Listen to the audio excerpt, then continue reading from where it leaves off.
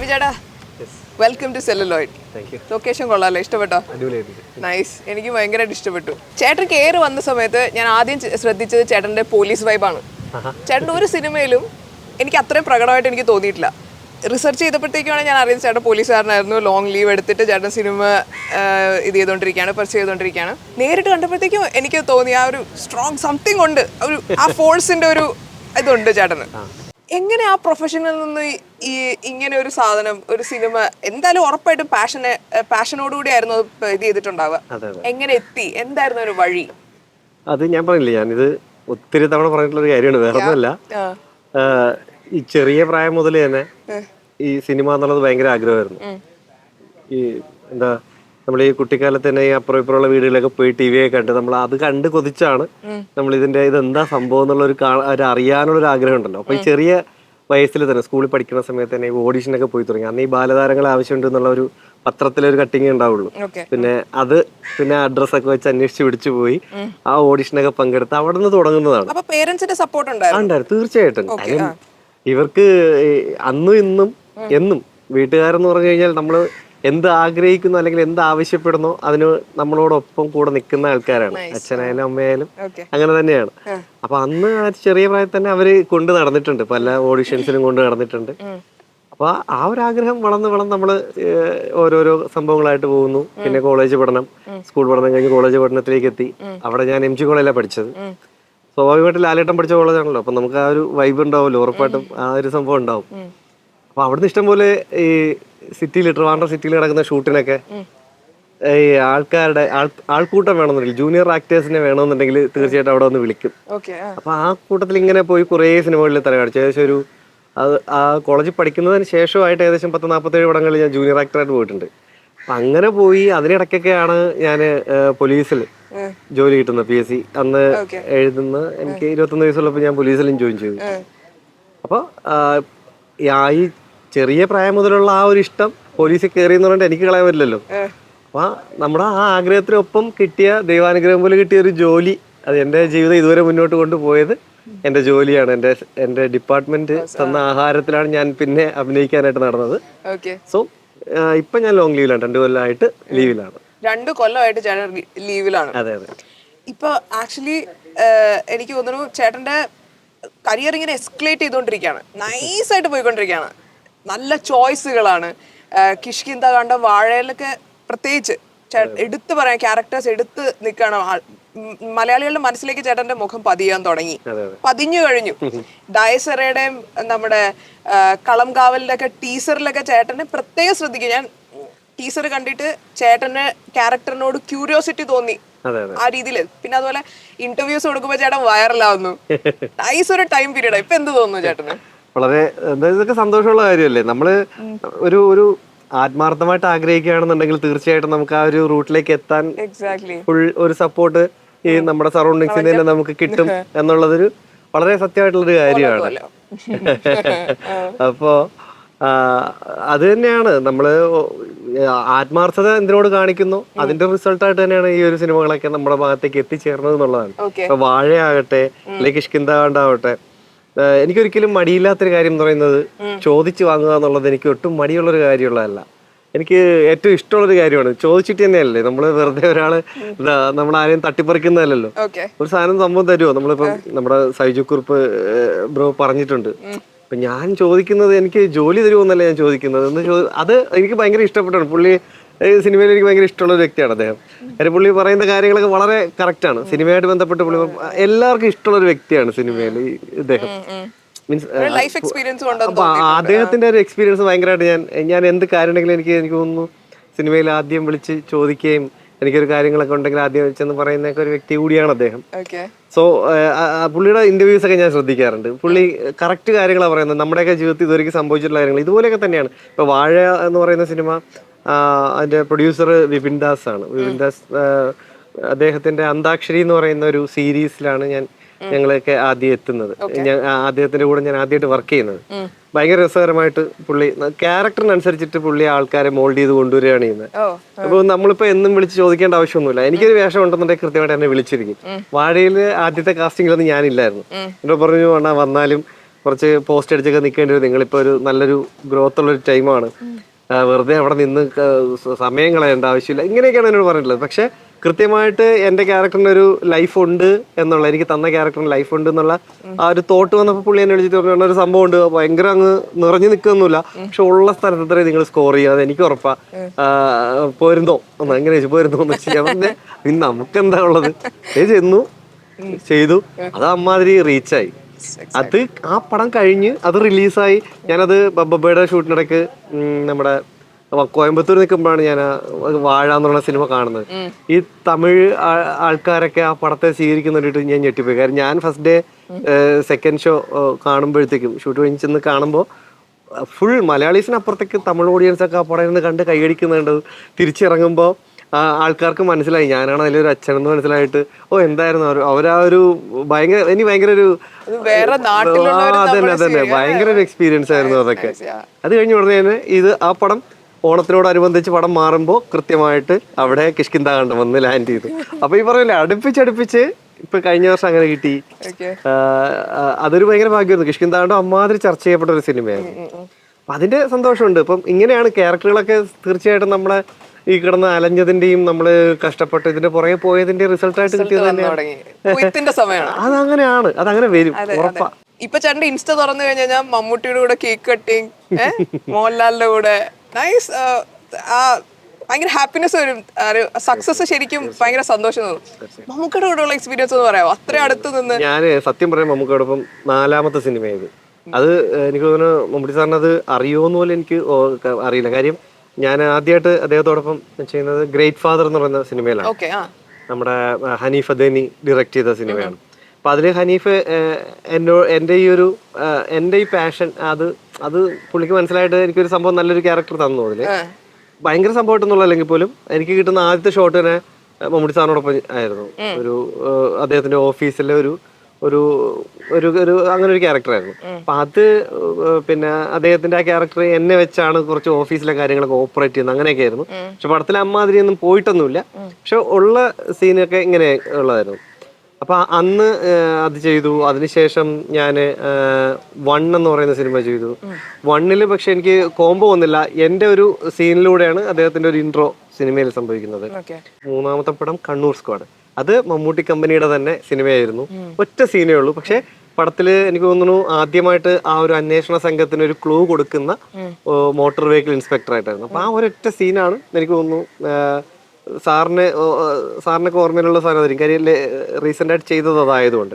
പിന്നെ നമ്മള് 1 സീനൊന്നും 5 സീനൊന്നും ഉള്ളതല്ലോ. നമുക്ക് എന്നെ പടത്തേക്ക് വിളിച്ചിരിക്കുന്നത് മമ്മൂട്ടി കമ്പനിയാണ്. അതിനപ്പുറത്തേക്ക് നമുക്ക് എന്ത് വേണം? അതെ, അത് നോക്കുമ്പോഴത്തേക്ക് സാറിനോടൊപ്പമാണ് നമ്മള് സ്ക്രീൻ ഷെയർ ചെയ്യുന്നത്. നമുക്ക് ഇതിൽ വരെ ഒരു ഇതുണ്ട്. ഇതൊക്കെ പറഞ്ഞ് ഭയങ്കര സന്തോഷിച്ചെന്നെങ്കിലും അടുത്ത് ചെന്നപ്പോ ഒരു ടെൻഷനായി പോയി. കാര്യം നമ്മള് ജനിച്ച സമയം മുതൽ കാണുന്നൊരു മനുഷ്യൻ, അമ്മാതിരി നിറഞ്ഞു നിൽക്കുന്ന ഒരാള്, അത്രയും ലോകം മൊത്തം അറിയപ്പെടുന്ന ഒരു വ്യക്തി, അദ്ദേഹത്തോടൊപ്പം ഇനിയിപ്പോ എന്റെ മിസ്റ്റേക്ക് കൊണ്ട് എന്തെങ്കിലും തെറ്റൊക്കെ വന്നു കഴിഞ്ഞാൽ ദൈവമേ എങ്ങനെയായിരിക്കും. മുമ്പ് ഗ്രേറ്റ് ഫാദർ ചെയ്യുമ്പോഴും ഞാൻ അദ്ദേഹത്തോടൊപ്പം ചെയ്തിട്ടുണ്ട്. അന്നും ഭയങ്കര സപ്പോർട്ടീവായിട്ട് സാർ എന്നിട്ടൊക്കെ ഉള്ളതാ. എന്നിട്ടും ഇത്ര നമ്മൾ കുറച്ച് സിനിമകളൊക്കെ ചെയ്തിട്ടുണ്ടെങ്കിൽ പോലും അദ്ദേഹത്തിന്റെ ഒക്കെ അടുത്ത് നിൽക്കുമ്പോൾ എന്നാൽ വളരെ എന്ത് രസമുള്ള എന്ത് നല്ലൊരു മനുഷ്യനാണെന്നറിയാമോ. പക്ഷെ നമ്മുടെ ഉള്ളിൽ ഉണ്ടാകുന്നൊരു സംഭവം ഉണ്ടല്ലോ, അയ്യോ മമ്മൂട്ടി അല്ലെങ്കിൽ മമ്മൂട്ടി സാർ അല്ലെങ്കിൽ മമ്മൂക്ക എന്നൊരു അമിതമായിട്ടുള്ളൊരു ബഹുമാനമൊക്കെ വരുമ്പോഴത്തേക്ക് ഒരു ടെൻഷനായി പോയി. നമ്മുടെ ഭാഗത്തൊരു അതന്നെ ആ ഒരു ഇതൊക്കെ വന്നു. പക്ഷെ ഫസ്റ്റ് ടേക്ക് പോകുമ്പോൾ തന്നെ നമുക്കത് കൂളാവും. ഭയങ്കര രസമായിട്ട് തന്നെ സാർ അത് ഡീൽ ചെയ്യും. അപ്പൊ ഇപ്രാവശ്യം കളങ്കാവിലത്തേക്ക് എനിക്കൊരു ഈ പറഞ്ഞതുപോലെ പെട്ടെന്നൊരു ദിവസം സിനിമ തുടങ്ങുന്നതിന് വളരെ അടുത്തായിട്ട് എനിക്കൊരു കോള് വരുന്നു. അവിടുത്തെ ഇതിന്റെ എക്സിക്യൂട്ടീവ് പ്രൊഡ്യൂസർ സുനിൽ സിംഗ് എന്ന് പറയുന്ന അദ്ദേഹമാണ് എന്നെ വിളിക്കുന്നത്. എന്നെ വിളിച്ചിട്ട് പറഞ്ഞു, ജിവിനെ സുനിലാണ്. ഞാൻ പറഞ്ഞു പറയട്ടാ, ഒരു 10-40 ദിവസം കയ്യിലുണ്ടാവുമോ എടുക്കാനായിട്ട്? അപ്പൊ ഞാൻ പറഞ്ഞു, ചേട്ടാ എനിക്ക് ആകെ തരാനുള്ളത് ഈ ദിവസങ്ങൾ മാത്രമേ ഉള്ളൂ, അല്ലാതെ വേറൊന്നും കയ്യിലില്ല എന്ന് ഞാൻ പറഞ്ഞു. അപ്പൊ പിന്നെ ആയിക്കോട്ടെ, നമ്മളെ പടത്തിലൊരു നല്ല വേഷമുണ്ട്, ബാക്കി വിളിച്ചോളും, പ്രൊഡക്ഷനിൽ നിന്ന് വിളിക്കും, സംസാരിക്കാം, അപ്പം നല്ലൊരു ക്യാരക്ടറാണെന്ന് പറഞ്ഞു. ഞാൻ ഇങ്ങനെയാണ് ഇതിലേക്ക് വരുന്നത്. അപ്പോൾ ഇതിന്റെ ഡയറക്ടർ എന്ന് പറയുന്നത് നമ്മുടെ തിരുവനന്തപുരത്തുകാരൻ തന്നെയാണ്, ജിതിൻ കെ ജോസ് എന്ന് പറയും. പുള്ളി അമ്പൂരി, ട്രിവാൻഡ്രം ബോർഡറിലുള്ളതാണ് Amboori. Writer Jishnu bank of ബറോഡയിലെ മാനേജറാണ്. ഇവിടെ ബാലരാമപുരത്തുകാരനാണ്. പക്ഷെ ഞാനും തിരുവനന്തപുരത്തുകാരനാണെങ്കിൽ പോലും ആ ഒരു ബന്ധത്തിലല്ല ഞാൻ സിനിമയിലേക്ക് എന്നുള്ളതാണ്. പ്രൊഡക്ഷൻ വഴി ഞാൻ ചെന്ന് പിന്നെ അവരുമായിട്ട് ഏറ്റവും നല്ല അടുപ്പുള്ള കൂട്ടുകാരായിട്ട് മാറി എന്നുള്ളതാണ്. ഇപ്പം വരുമ്പോലും വിളിച്ചോണ്ടിരുന്നത് പുള്ളി ഡയറക്ടറാണ് ഇപ്പൊ വിളിച്ചത്. അതെ അതെ അതെ. എന്താ ക്യാരക്ടർ ശരിക്കും അതിനെ പറ്റി എന്തെങ്കിലും നമുക്ക് പറഞ്ഞു തരാൻ പറ്റുമോ? റീസെന്റ് ആയിട്ട് പടം ഇറങ്ങും, അപ്പൊ അറിയാം. എല്ലാരും അക്കാര്യത്തിൽ ഭയങ്കര പിശുക്കര, ഒരു ഇൻഫർമേഷൻ ഒന്നും തരത്തില്ല. ഓക്കെ, ഞങ്ങള് നല്ലൊരു വൈകുന്നേര സമയത്ത് ബീച്ചിലാവുള്ളത്. നമുക്ക് ഇങ്ങനെ വെറുതെ ഇരുന്ന് ചടയാതെ നമുക്ക് കുറച്ച് നടക്കാല്ലേ. Let's be little romantic. Come.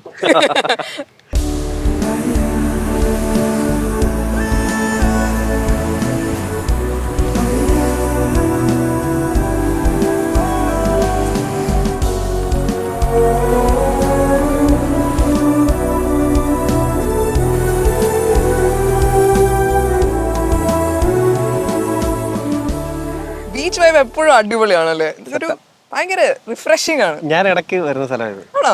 ഭയങ്കര ഫൺ മെമ്മറീസ് ഒക്കെ സെറ്റിൽ ഉണ്ടായിട്ടുണ്ടാവുമല്ലോ. എന്തെങ്കിലുമൊക്കെ നമ്മളോട് ഷെയർ ചെയ്യാനുള്ള എന്തെങ്കിലും ഉണ്ടോ?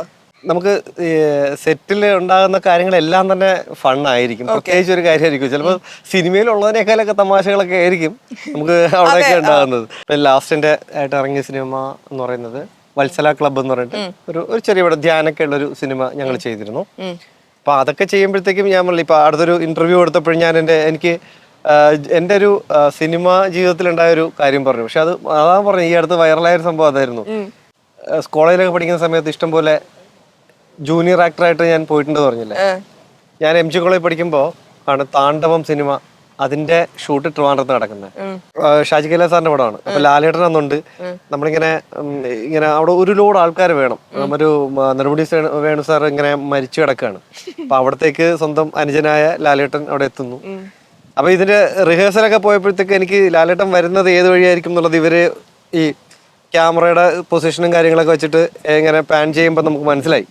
അപ്പൊ ഞാൻ എന്ത് ചെയ്തു, ലാൽ സാറ് അതുവഴി വരികയാണെന്നുണ്ടെങ്കിൽ എന്തായാലും ആ വഴി വരുമ്പോൾ നമ്മളെയും സ്ക്രീനിൽ കാണിക്കണം.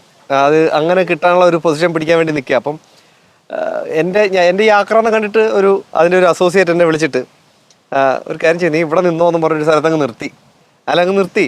അപ്പോൾ എന്നിട്ട് ആദ്യത്തെ ടേക്കിനായിട്ടാണ് ലാൽ സാറ് വരുന്നത്. അവിടുന്ന് വണ്ടിയിൽ നിർത്തി ഇറങ്ങി വരുന്നു, നടന്ന് ഇങ്ങനെ വരുമ്പോഴത്തേക്കും പുള്ളി ഇങ്ങനെ നടന്ന് ഇങ്ങനെ പോകുമ്പോഴത്തേക്കും എൻ്റെ അടുത്തൂടെ ഇങ്ങനെ സ്ലോയോ ഒന്ന് ആ ഒരു സങ്കടം കൊണ്ട് ഇങ്ങനെ വീട്ടിലിങ്ങനെ നോക്കി നിൽക്കുന്ന ഒരു സാധനം. അപ്പൊ കറക്റ്റ് എൻ്റെ സ്ഥലത്താ. ഈ സമയത്ത് എനിക്ക് മനസ്സിലായി ഈ സാധനം തിയേറ്ററിൽ വന്നു കഴിഞ്ഞാൽ പൊളിക്കും, എന്നെ എന്തായാലും കൃത്യമായിട്ട് കാണിക്കും. കാര്യം എനിക്കറിയില്ല, അന്നും കുറേ പടങ്ങളിലൊക്കെ ഞാൻ ഇതുപോലെ ജൂനിയർ ആക്ടറായിട്ട് പോയിട്ടെങ്കിൽ കൃത്യമായിട്ട് കാണിച്ചിട്ടില്ല. പലയിടത്തും ഈ ഷാഡോയിലൊക്കെ അങ്ങ് വീണു പോയിട്ടുണ്ട്, പലപ്പോഴും മാസ്ക് ചെയ്തൊക്കെ നിന്ന് അങ്ങ് പോയിട്ടുള്ള. അപ്പോൾ ഇത് പടം വന്നു ആദ്യത്തെ ദിവസം ഞങ്ങള് പടം കാണാനായിട്ട് പോയി. എനിക്ക് തോന്നുന്നു ശ്രീകുമാർ തിയേറ്ററാണ്. എൻ്റെ ഇത് കഴിഞ്ഞു, ഇതൊക്കെ ഈ സീൻ എത്തുന്നു, ലാലേട്ടൻ വരുന്നു. ഞാൻ നോക്കുമ്പോൾ ഗംഭീരമായിട്ട് കാണിച്ചു വരുന്നുണ്ട്. അപ്പം പാൻ ചെയ്ത് പോവാ ക്യാമറ, ഇങ്ങനെ വന്ന് ഇങ്ങനെ വരുന്നു, ലാലേട്ടൻ വരുന്നു. ഞാൻ നോക്കുമ്പോൾ പെട്ടെന്ന് എന്നെ നല്ല അടിപൊളിയായിട്ട് ഇങ്ങനെ സ്ക്രീനിൽ കാണിക്കാണ്, ഗംഭീരമായിട്ടുണ്ട്. ലാലേട്ടൻ വരുന്നേ ഉള്ളൂ ഇങ്ങനെ. അപ്പൊ ഇങ്ങനെ ക്യാമറ ഇങ്ങനെ സൂം ചെയ്ത് ഇങ്ങനെ വരുമ്പോഴത്തേക്ക് ലാലേട്ടൻ അടുത്തടുത്തേക്ക് വരുന്നവരും കറക്റ്റ് എൻ്റെ സൈഡിൽ വന്നപ്പോഴത്തേക്ക് ലാലേട്ടൻ ഇങ്ങനെ നിൽക്കുന്നുണ്ട്, കറക്റ്റ് സ്ഥലത്തത് വന്നിരുന്നു. അപ്പൊ ഞാൻ എന്ത് ചെയ്തു, നമ്മളിങ്ങനെ അന്ന് പോകുമ്പോഴത്തേക്ക് ഏറ്റവും വലിയ ആഘോഷം എന്ന് പറഞ്ഞാൽ മിഠായി വാരി എറിയുക, ലാലേട്ടനെ കാണിക്കുമ്പോൾ പേപ്പർ വാരി എറിയുക. അപ്പൊ എൻ്റെ ബാക്കി കിടക്കുന്ന മിഠായും പേപ്പറൊക്കെ അവിടെ കിടപ്പുണ്ടല്ലോ. അപ്പൊ ഞാൻ എന്ത് ചെയ്തു, എൻ്റെ നമ്മുടെ മനസ്സൊക്കെ ഇങ്ങനെ നിറഞ്ഞിട്ടേ ആ സന്തോഷം കണ്ടിട്ട് എൻ്റെ കൺട്രോൾ പോയി. കാര്യം എന്നെ ആദ്യമായിട്ട് ഇങ്ങനെ നിറച്ച് കാണിക്കുക. എൻ്റെ സകല നിയന്ത്രണവും പോയിട്ട് ഞാൻ ഒരു അട്ടഹാസവും ആ പേപ്പറും വലിച്ചു വാരി എറിയുകയും ചെയ്തു. അപ്പോൾ സംഭവിച്ചത് വേറൊന്നുമല്ല, നല്ല ചീത്ത. കാര്യം അമ്മാതിരി ദുഃഖ സീനാണല്ലോ അത്. ലാൽ സാറൊക്കെ നിന്നിങ്ങനെ സങ്കടം കൊണ്ട് കണ്ണീരൊക്കെ വരുന്ന സീനാണ്. പക്ഷെ എനിക്ക് പിടിച്ചിരിക്കാൻ പറ്റിയില്ല. ഈ പേപ്പർ വാരി എറിഞ്ഞിട്ട് നല്ല ചീത്ത നല്ലതായിട്ട് കിട്ടി. പക്ഷെ എനിക്ക് അന്ന് കിട്ടിയ ഒരു സന്തോഷം ഉണ്ടല്ലോ, ഈ വലിയ സ്ക്രീനിൽ തന്നെ ഇങ്ങനെ നിറച്ച് കാണിച്ച ആ ഒരു മൊമെന്റ് മറക്കാൻ പറ്റില്ല. അത് ചീത്ത കിട്ടിയ പോട്ടെ, പക്ഷെ അത് വല്ലാത്തൊരു സംഭവം കേട്ടോ. അതൊക്കെ മറക്കാൻ പറ്റാത്തതാണ്. ചേട്ടൻ്റെ ഇന്റർവ്യൂസില് ചേട്ടൻ്റെ ഒരു ഭയങ്കര രസമുള്ളൊരു ഷെയ്ഡുണ്ട്. അതായത് ചില കാര്യങ്ങൾ അവതരിപ്പിക്കുമ്പോൾ പറയുമ്പോഴൊക്കെ എന്താ പറയാ, സാമന്തയുടെ കൂടെ ചേട്ടൻ ചെയ്ത ആഡിന്റെ കാര്യം പറഞ്ഞപ്പോൾ സാമന്ത എന്റെ ക്രഷാണ് എന്ന് ചേട്ടൻ പറഞ്ഞു. അതുപോലെ തന്നെ ചേട്ടൻ ഫഹദിന്റെ കൂടെയുള്ള ഫഹദിന്റെ അമൽനീരത്ത് പടത്തിന്റെ പോസ്റ്ററിൽ ചേട്ടൻ സ്വന്തം തല ഫഹദിന്റെ പുറത്തൊട്ടിച്ചു വെച്ചിട്ട് പടം വൈറലായി. ആൾക്കാർ കമന്റ് ഇട്ടു. എന്നിട്ട് ചേട്ടൻ ഒരു ഇന്റർവ്യൂ സ്പേസിൽ ഇരുന്നിട്ട് അവര് വിചാരിച്ചു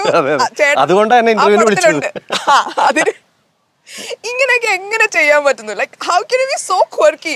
എവിടെ ഒരു നോട്ടി ആയിട്ടുള്ള ഒരാൾ ഉള്ളിലുള്ള പോലെ. അത് എവിടെയോ അല്ല, അതാണ് അല്ലാന്നല്ല. നമ്മൾ ആദ്യം എന്താ വരുത്തേണ്ടത്? നമ്മുടെ എൻ്റെ ഒരു പോളിസി അല്ല, എൻ്റെ ഒരു ചിന്ത വെച്ചിട്ട് ഞാൻ ആദ്യം എന്നെ തൃപ്തിപ്പെടുത്താൻ നോക്കണം. അപ്പൊ എനിക്ക് പറ്റുന്ന രീതിയിൽ ഞാൻ എന്നെ തൃപ്തിപ്പെടുത്തണം. അല്ലാതെ എനിക്കിപ്പോ അമൽനീരത് സാറിനോട് പോയിട്ട് അവർക്ക് ആ ഒരു മീൻസ് ചെയ്തു പോകുന്നൊരു സിസ്റ്റം ഉണ്ടല്ലോ, അവർക്ക് കൃത്യമായിട്ടൊരു കാസ്റ്റിംഗ് നടത്തി എനിക്ക് അറിയില്ല അതെങ്ങനെയാ അവരുടെ അടുത്ത് ചെല്ലേണ്ടതെന്നോ ഒരു ധാരണയില്ല. അപ്പൊ എന്റെ ഏറ്റവും വലിയ ആഗ്രഹം എന്ന് പറയുന്നത് അമൽ സാറിന്റെ ഒക്കെ പടത്തിൽ ഒരു നല്ല വേഷം ചെയ്യുക എന്നുള്ള വലിയൊരു ആഗ്രഹമുള്ള മനുഷ്യനാ. അപ്പൊ ഞാൻ നോക്കുമ്പോ ഈ ബൊഗൻവില്ലയുടെ പോസ്റ്ററൊക്കെ വന്നപ്പോ ഞാനിങ്ങനെ എന്ത് രസം ഇങ്ങനെ ഫഹദൊക്കെ പിടിച്ച് നിൽക്കണ കണ്ടിട്ടേ. അപ്പൊ ഞാൻ നോക്കുമ്പോ ഇവിടെ ഞാൻ സപ്പോസ് ഞാൻ ആലോചിച്ച് നോക്കിയതാ, ആ തലയിൽ എന്റെ തല ഏറിയാൽ എങ്ങനെ ഇരിക്കുന്ന കരുതിട്ട് വെറുതെ ഒരു പണി ചെയ്ത് ഒരു ഫോട്ടോ എടുത്തിട്ട് ഞാൻ പക്ഷെ താഴെ എഴുതി നമുക്ക് ആശ എങ്ങനെയൊക്കെയല്ലേ തീർക്കാൻ പറ്റുള്ളൂ എന്ന് പറഞ്ഞിട്ടതാ. പക്ഷെ ഇത് ഭയങ്കരമായിട്ട് അങ്ങ് വൈറലായിട്ട് അതിന്റെ പേരിൽ ഞാൻ ഏതോ വലിയ ക്യാരക്ടർ ചെയ്യാന്ന് പറഞ്ഞിട്ട് എന്നെ ഇതുപോലെ വിളിച്ച് ഇന്റർവ്യൂ ചെയ്ത വേറെ ആൾക്കാരുണ്ട്. അത് അവര് ഇല്ല സാർ അറിഞ്ഞിട്ടില്ല. സാറിന്റെ അസോസിയേറ്റ് ഞാൻ അവസാനം പറഞ്ഞു സാറിനോട് പറയണം, ഞാൻ മനഃപൂർവ്വം ഒരു ആഗ്രഹം കൊണ്ട് ചെയ്തു പോയതാണ്, മനഃപൂർവ്വമായിട്ട് ഒരു ബുദ്ധിമുട്ട് ഇല്ല ആരും ഒന്നും പറയില്ല. കാര്യം എല്ലാം നമ്മുടെ ഒരു ഇന്റൻഷൻ അവർക്കറിയാം, വേറെ ഒന്നും ഞാൻ ഉദ്ദേശിച്ചിട്ടില്ല. അത് എന്റെ സന്തോഷം മാത്രമാണ്, അത് ആരെയും ഉപദ്രവിക്കാനല്ല എന്നുള്ളത് അറിയായിരുന്നു. അപ്പൊ അങ്ങനെയൊക്കെ സംഭവിച്ചിട്ടുണ്ട്, ഇല്ലാന്നല്ല. ഞാൻ അങ്ങനെയൊക്കെ ചെയ്യുന്ന ആളാ, എനിക്ക് എന്നെ തൃപ്തിപ്പെടുത്തണം. ഒരു സംഭവം ചെയ്തു കഴിഞ്ഞാൽ എനിക്കല്ലേ ആദ്യം തൃപ്തി വരേണ്ടത്, എന്നിട്ടല്ലേ ബാക്കിയുള്ളൊരു തൃപ്തിപ്പെടാനുള്ളത്. സോ ഞാൻ ഇങ്ങനെയൊക്കെ ചെയ്യും. 3 വയസ്സ് മുതൽ ചേട്ടന്റെ പാഷനാണ് സിനിമ. ഉറപ്പായിട്ടും ചേട്ടൻ ഇതിനിടയിൽ ഒരുപാട് സിനിമയിൽ എത്തപ്പെടാനൊക്കെ ആയിട്ട് ഒരുപാട് സ്ട്രഗിൾസിലൂടെ കടന്നു പോയിട്ടുണ്ടാവുമായിരിക്കും അല്ലെ? ഇത്രയും ഫൺ ആണെങ്കിൽ പോലും അങ്ങനെ ഒരു സ്റ്റോറി ഉണ്ടാവില്ല, എന്തെങ്കിലുമൊക്കെ നമ്മളോട് ഷെയർ ചെയ്യാനുണ്ടാവും. പക്ഷെ ഈ കണക്ക് എനിക്ക് ഇഷ്ടപ്പെട്ടു. 3 എനിക്കിത് ഓർമ്മയില്ലായിരുന്നു, 3-ാം വയസ്സിലെ കാര്യം ഓർമ്മിപ്പിച്ച നന്നായി. എനിക്ക് എന്റെ ഓർമ്മയില് ഞാൻ 8-ാമത്തെ വയസ്സിൽ ആദ്യത്തെ ഓഡിഷൻ, അത് കിടക്കട്ടെ കുഴപ്പമില്ല. ഞങ്ങളുടെ ഈ പറഞ്ഞില്ലേ വീട്ടിലൊന്നും TV ഒന്നും ഇല്ലാത്തോണ്ട് ഈ കോലിയക്കോടാ എന്റെ നാട്. കോലിക്കോട് എന്ന് വെച്ചാൽ വെഞ്ഞാറമൂട്, സുരാജേട്ടന്റെ നാട്ടിലെ വെഞ്ഞാറമൂട്, അതിനും പോത്തങ്കോടിനും ഇടയ്ക്ക് കിടക്കുന്ന ഒരു സ്ഥലമാണ് ഈ കോലിയക്കോട് എന്ന് പറയുന്നത്. അപ്പൊ അവിടെ അന്ന് TV ഉള്ളത് വളരെ 1-2 വീടുകളിലേ ഉള്ളൂ. അപ്പൊ നമ്മുടെ വീട്ടിന്റെ ഒരു 1/2 കിലോമീറ്റർ മാറിയിട്ടൊരു സുകുമാരൻ മാവന്റെ വീടുണ്ട്. സുകുമാരൻ മാവന്റെ വീട്ടിലാണ് ഞങ്ങളുടെ ആ ഭാഗത്തു നിന്നുള്ള എല്ലാവരും കൂടെ TV കാണാൻ പോകുന്നത്. ആ ഭാഗത്ത് മീൻസ് അന്ന് ശനി ഞായർ മാത്രമേ ഉള്ളൂ മലയാളം പരിപാടികൾ. അപ്പൊ ഇങ്ങനെയൊക്കെ ആയിരുന്നു അന്ന്. അപ്പൊ കാണാൻ പോകുമ്പോ വീട്ടിൽ നിന്നൊക്കെ ഒരു ഈ പരമ്പരയല്ലോ കിടക്കാനുള്ള, അപ്പൊ ഇതൊക്കെ എടുത്തിട്ടാ പോകുന്നത്. കാര്യം ഒരു 12 മണി വരെയൊക്കെ അവിടെ തന്നെ ആയിരിക്കും എല്ലാവരും.